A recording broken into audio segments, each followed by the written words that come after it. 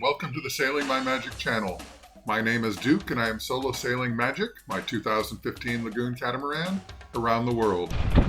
All right, after 5 weeks of pounding through the ocean, I'm now approaching Langkawi, Malaysia.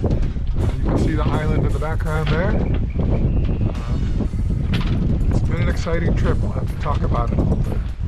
First of all, I sailed up Malacca Straits right into the Senyar cyclone. Now, Malacca has never had a cyclone hit there before, none in the area. That released a whole bunch of logs, got washed into the water, and that was a real obstacle course getting in here. Matter of fact, it wasn't just my boat. For example, Parlay Revival, they had a problem with the logs, same problem I had, and they were on the other side of the island. But cyclones cover hundreds of miles. Langkawi is in the Bay of Bengal, and it's also north of Singapore and east of Sumatra. My first sunset in Langkawi. A big problem here and in Indonesia is there are a lot of wooden fishing boats that don't show up on radar and don't have AIS or radio. I came in at night and anchored at 4 o'clock in the morning. In the morning I got up and looked out, and there I saw Maha Tower, which is also called the Marble Tower.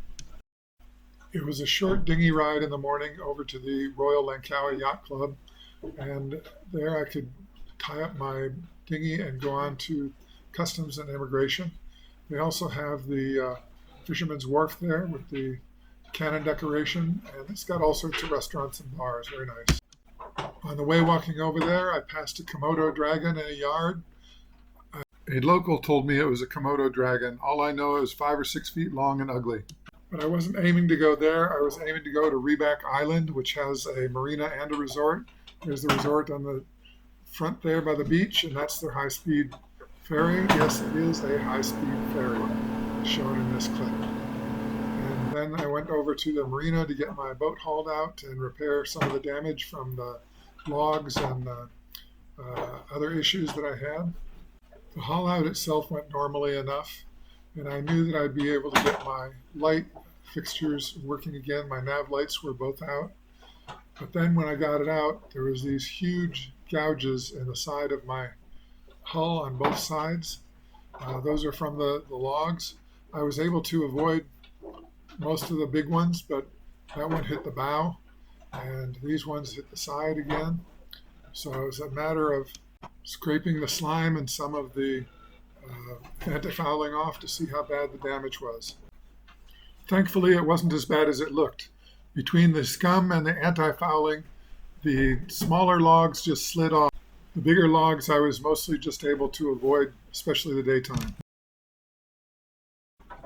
5 times I had the props fouled in fishing line and nets and plastic. I had to jump into the water twice to cut it free, and it popped the seals and bearings in both sail drives. So I had to replace the seals, bearings, and gear oil. The fishermen that don't want to pay for a marina tie up in the shallow river.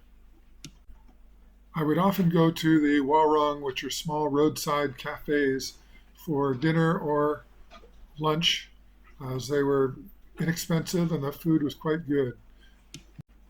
There were lots of unusual foods too, like these chicken feet, and then you had the octopus, baby octopus, and then there was tilapia, which is kind of a dirty fish in my opinion.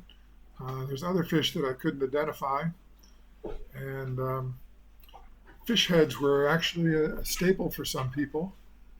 At the Fair Mall, there was this beautifully carved tree trunk with babies and lions and tigers and monkeys in there, deer, stag, an eagle. I mean, everything you can imagine was in this one carving. I found this sign to be completely ironic, considering that guns are pretty much illegal throughout. Because I was leaving, we had a little farewell get-together. This is captains and crew from various different boats, and had a good time. And then Colin and Britt got up as part of the singing group.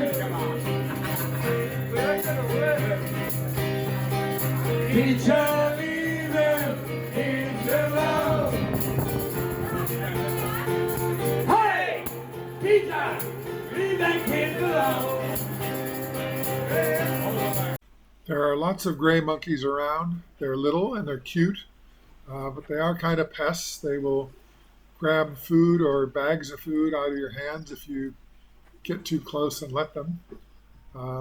They also go through the trash. They're all around in these areas. So out on the streets when you're on the main part of the island, not really any streets here for them to do it. Many people erect a big pole on their boat to put their Starlink dish. I didn't think that was really necessary. My outside stanchion here is about 4 feet away from, maybe 5 feet away from the ones over here where my solar panel arch is. And here all I've done is I've put a fishing rod holder on the stanchion, cut a little X out of the bottom for the plug to go through, and ran a little shielding across the safety line there. And here I've just run it in the seam along here and into the window frame. There was a hole there already. I just made it a tiny bit bigger, and that way I didn't have to cut a hole in the deck, and it works just fine. My stainless steel barkeeper's friend. Let's try this section here. And now the whole bar is shining. On to the next one. Please hit like.